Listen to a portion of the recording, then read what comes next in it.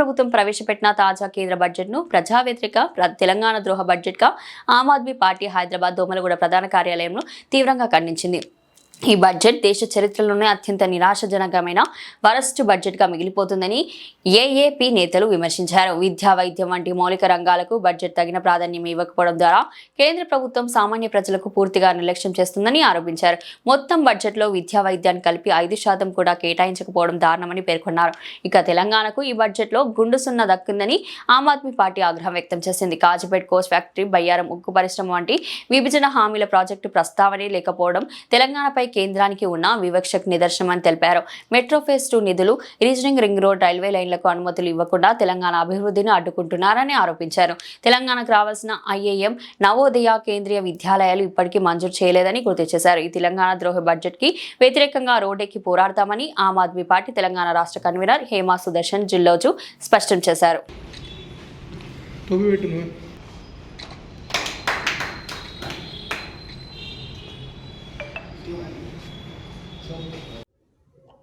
Media మిత్రులందరికీ నమస్తే.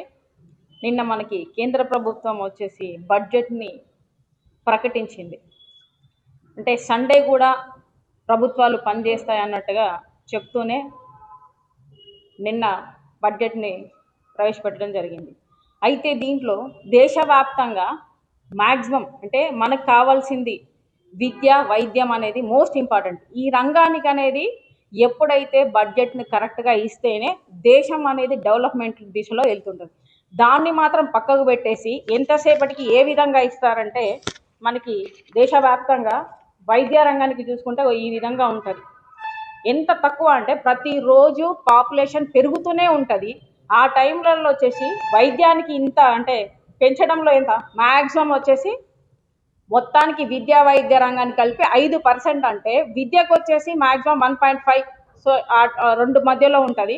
మిగతాది వైద్యానికి పెట్టుకుంటే ఈ టైప్లో మనకెంత 2022-23 చూసుకుంటే 86,000, 89,000, 90, 99,851, 1,65,000 రూపీస్ ఇట్లా పెడుతున్నారు.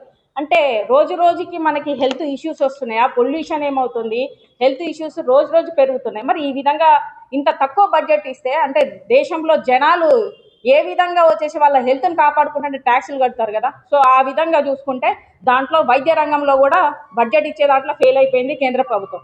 విద్యా రంగానికి కూడా చూసుకుంటే ఈ విధంగా మనకి అంకెలలో చూసుకుంటే కూడా పెంచింది ఎంతవరకు పెంచుతున్నారు, మ్యాక్సిమం 1000ల్లో పెంచుతున్నారు. 2,000, 3,000, 4,000 ఈ విధంగా విద్యా రంగాన్ని కూడా ఈ విధంగా పెంచుతుంటే దేశంలో ప్రజలు చదువుకోవాలి, యువత చదువుకుంటేనే వచ్చేసి వాళ్ళకి జాబ్స్ వస్తాయి, మళ్ళీ వాళ్ళు ట్యాక్సులు కడతారు.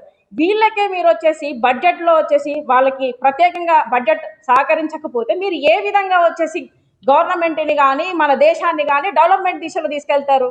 సో ఈ విధంగా ఉంది ఈ కేంద్ర ప్రభుత్వం దాంట్లో.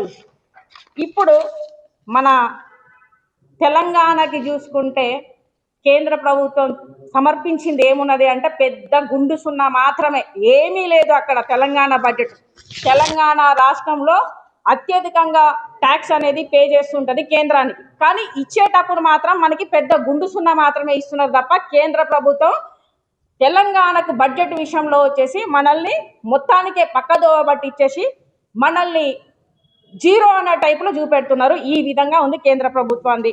ఈరోజు మళ్ళీ నెక్స్ట్ ఏం చేస్తా, కాజీపేట కోచ్ ఫ్యాక్టరీ, బయ్యారం దాంట్లో చూస్తే ఆ ఫ్యాక్టరీకి సంబంధించింది కూడా ఏమీ మాట్లాడలేదు. అంటే ఫ్యాక్టరీ, ఆ కోచ్ ఫ్యాక్టరీ అనేది అన్ని రకాలుగా పరిశ్రమలకు సంబంధించింది, దాని గురించి ఏం మాట్లాడలేదు బడ్జెట్లో. వైద్య రంగానికి సంబంధించి మాట్లాడలేదు, విద్యా రంగానికి గురించి మాట్లాడలేదు.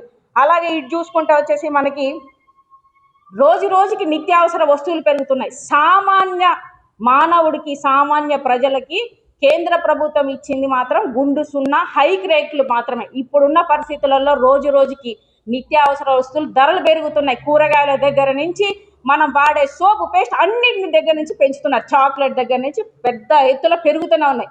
సామాన్యుడికి మీరు వచ్చేసి వాళ్లకు బెనిఫిట్స్ ఇవ్వకుండా మీరు ఏ విధంగా మన రాష్ట్రాలను డెవలప్ చేస్తారు, దేశాన్ని డెవలప్ చేస్తారని చెప్పేసి మేము ఆమ్ ఆద్మీ పార్టీ నుంచి అడుగుతున్నాం.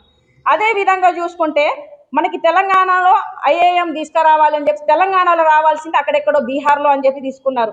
16 నవోదయ విద్యాలయాలు 9 కేంద్రీయ విద్యాలయాలు ఇలాంటివి వచ్చేసి హైదరాబాద్లో తీసుకురావాల్సింది, తెలంగాణలో తీసుకురావాల్సింది. దీని మీద ఊసెత్తట్ల. అలాగే రోడ్లు కానీ ప్రాజెక్టులన్నీ తెలంగాణలో నిలిచిపోయిన ప్రాజెక్టుల గురించి దాని గురించి ఊసే ఎత్తారు.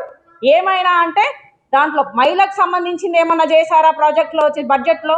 అది చేయలేదు. అలాగే వ్యవసాయానికి సంబంధించి రైతులకు ఏమైనా చేశారా? అది చేయలేదు. మరి సామాన్య మానవుడికి చేయట్లేదు, ఇటు రైతులకు చేయట్లేదు, ఇటు మహిళలకు చేయట్లేదు. మరి ఈ బడ్జెట్ దేనికోసము? ఇప్పుడు ఉన్న సిచ్యువేషన్లో నిన్న ఏం చెప్పారు? కొన్ని ఎలక్షన్స్ ఉన్నాయి కాబట్టి ఆ ఎలక్షన్స్ మీద ప్రేమ గుట్టేసి మనోళ్ళు ఏం చేశారంటే రైలు ఏంటిది వందే భారత్ రైలు వచ్చేసి మేము దాంట్లో 7 కోచెస్ ట్రాక్స్ ఇవ్వడానికి అలా చేసేసి వందే భారత్ ట్రైన్లో వచ్చేసి Hyderabad to Bengaluru, Hyderabad to Pune, Hyderabad to Tamil Nadu అని చెప్పేసి ఇలా తీసుకొస్తున్నారు. దీంట్లో వచ్చేసి అది ఎక్స్ప్రెస్ సంబంధించి అంటే వందే మాత్రం ట్రైన్ అంటే మిడిల్ క్లాస్ వాళ్ళు, హై క్లాస్ వాళ్ళు దాంట్లో ప్రయాణం చేస్తారు. దీనికి సామాన్య మానవుడికి ఏమన్నా వచ్చేసి దాంట్లో ఉన్నది అవకాశం? మీరు సామాన్య ప్రజలకి సంబంధించిన బడ్జెట్లో వాళ్లకు మీరు బెనిఫిట్స్ ఇచ్చినప్పుడే మీరు దేశంలో అనేది మనకి డెవలప్మెంట్ అనేది అని వస్తుంది. మీరు ఈ విధంగా బడ్జెట్ ప్రవేశపెట్టేటప్పుడు సామాన్య మానవుడు దృష్టిలో పెట్టుకోకుండా ఓన్లీ కార్పొరేట్లకు లెవెల్కి సంబంధించిన వాళ్ళకే మీరు వచ్చేసి న్యాయం చేయడానికి వాళ్ళకు మాత్రమే చూస్తే సామాన్య ప్రజలు దేశంలో ఉండొద్దా? సామాన్య ప్రజలకు ఎవరు వచ్చేసి మీరు చేస్తారు? ఈ విధంగా చూసుకుంటే మీరు ఇప్పటిదాకా పెట్రోలు, నిత్యావసర వస్తువులు ఏది కానీ ఇప్పటి వరకు సామాన్య మానవుడికి మీరు పెట్టింది పెద్ద గుండు సున్నా మాత్రమే, ఇంకేది లేదు. మన రాష్ట్రంలో 8 మంది మంత్రులు ఉన్నారు. మరి పోయి పార్లమెంట్లో కొట్టడానికి ఎందుకున్నారు? మీరు ఏం బీకనికున్నారని చెప్పేసి మేము ఆమ్ ఆద్మీ పార్టీ నుంచి అడుగుతున్నాం. ఏం చేస్తున్నారు? మీ మంత్రులను మేము ఎంచుకున్నాము, తెలంగాణలో ఎంచుకున్నారు. మీరు దాని గురించి ఎందుకు మాట్లాడలేదు ఇప్పటిదాకా? మీరు వేస్ట్, అసలు రాజీనామా చేయండి. ఇప్పుడు మున్సిపల్ ఎలక్షన్లు జరుగుతున్నాయి. మున్సిపల్ ఎలక్షన్లో నిజంగా మీ మంత్రులందరూ పోయి ప్రచారాలకు తిరిగితే ప్రజలు అలాగే ఆమ్ ఆద్మీ పార్టీ మీరు ఎక్కడ ప్రచారాలలో ఉంటే అక్కడ పోయి మేము వచ్చేసి నిలదీస్తాము. అలాగే మీ మీద ధర్నాలు కానీ ప్రజలతో పాటుగా వచ్చేసి వాళ్ళకి సహకరించుకుంటా మీరు ప్రభుత్వాలను అడగట్లేదు, కేంద్ర ప్రభుత్వాన్ని తెలంగాణకు రావాల్సిన పన్నులను అడగట్లేదు అని చెప్పేసి ఖచ్చితంగా మేము ఎదిరిస్తామని చెప్పేసి ఈ ఆమ్ ఆద్మీ పార్టీ ద్వారా మేము తెలుపుతున్నాము.